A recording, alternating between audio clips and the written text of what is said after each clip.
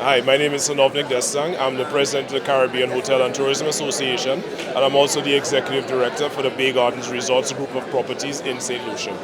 Thank you so much for joining Breaking Travel News. Here we are on day one of Caribbean Marketplace. The room's buzzing. Give us some initial kind of reflections.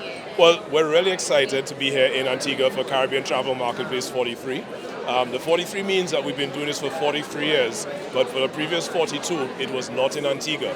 We've generally had Caribbean Travel Marketplace in Bahamas, Puerto Rico, and Jamaica. Those have been the big three that have rotated 90% of it. We've had it in St. Lucia before, in 2009. That was the last time that we had Caribbean Travel Marketplace in the OECS. We brought it to the Eastern Caribbean, not the OECS, but the Eastern Caribbean with Barbados in 2023. And now we've brought it to Antigua and Barbuda. Always interesting when you bring it to a new destination, new perspectives, new innovations. Antigua and Barbuda has done so incredibly well. We have over 9,300 meetings here, which is on par and is actually the second highest number of meetings that we've had since the pandemic. So it's done extremely well, very good feedback on the show, on the new format.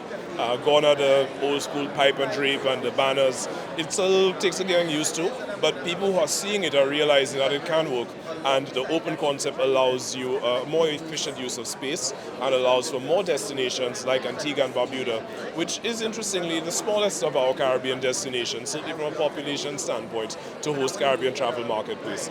And for one of the smaller OECS islands to be able to host it and host it so well is really encouraging and shows the depth of our Caribbean product and the resiliency of our Caribbean people, because we had, of course, some challenge with the rain.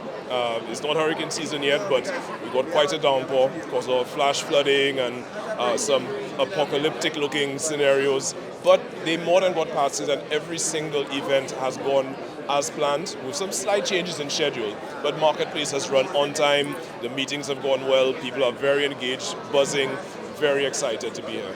And you've had attendees from all over the world. Absolutely, and we've got, obviously the majority of them are from the US, Canada, the UK, but we've got buyers from Trinidad, we've got new buyers from Colombia.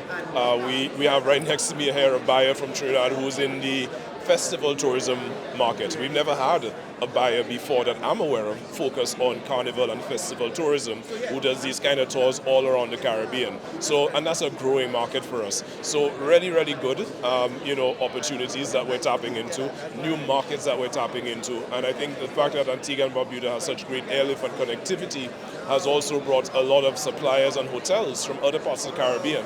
The Dominica booth is the largest that we've seen in a very long time because of the accessibility to Antigua.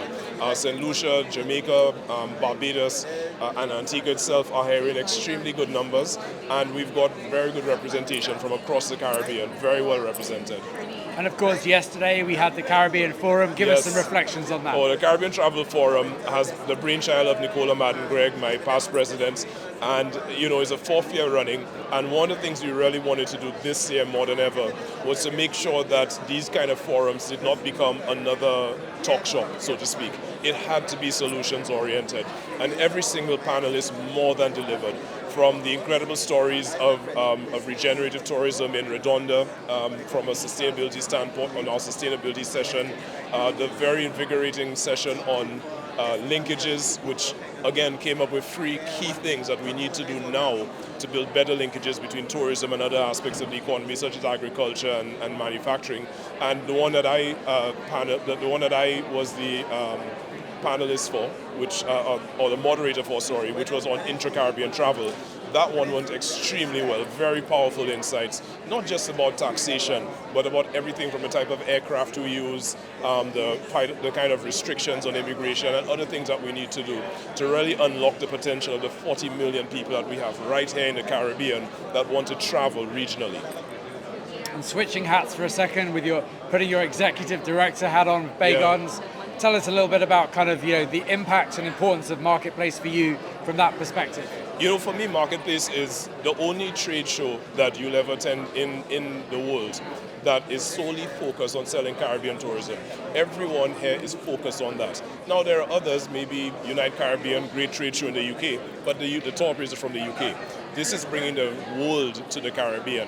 as I mentioned, North America, but also got a lot of LATAM, a lot of MICE operators, and all kinds. And I think that it's really been a value-added one. It's one of those things where you really get into it, you really get out of it what you put in. So we're having great meetings with our travel partners, but we've added a new component this year that I'm super excited about.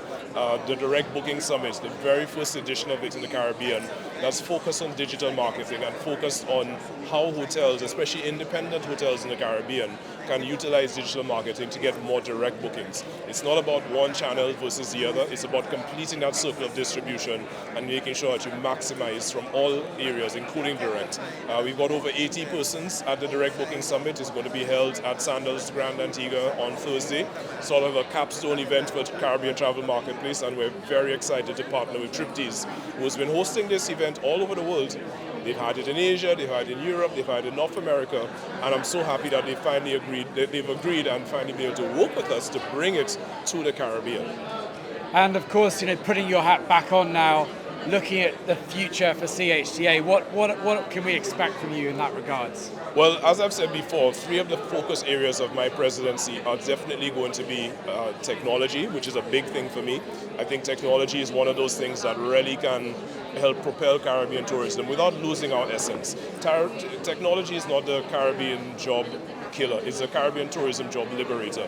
It frees us from the mundane task and allows us to focus on providing that value-added service and that very Caribbean warmth and hospitality and authenticity to our guests.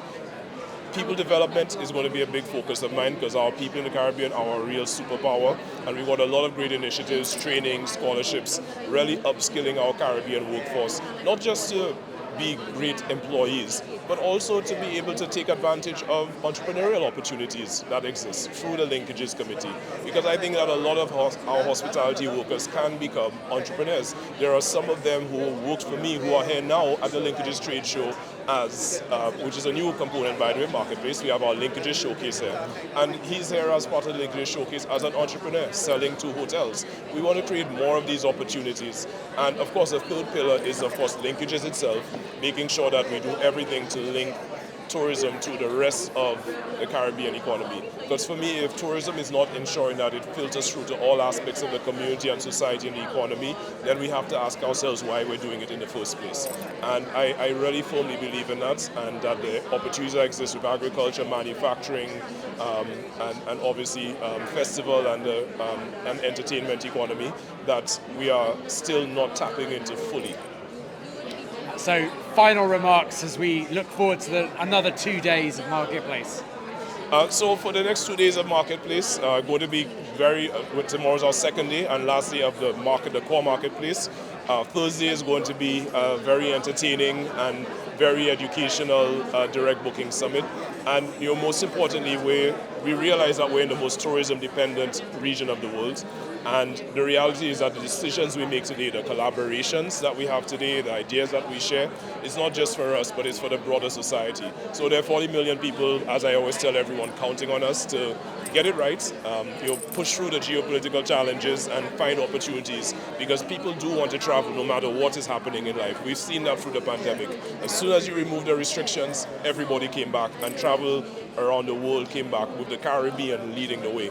So I know that we're going to see that in the next few months, and looking forward to CHTA Marketplace being the catalyst that really propels us for the summer and beyond.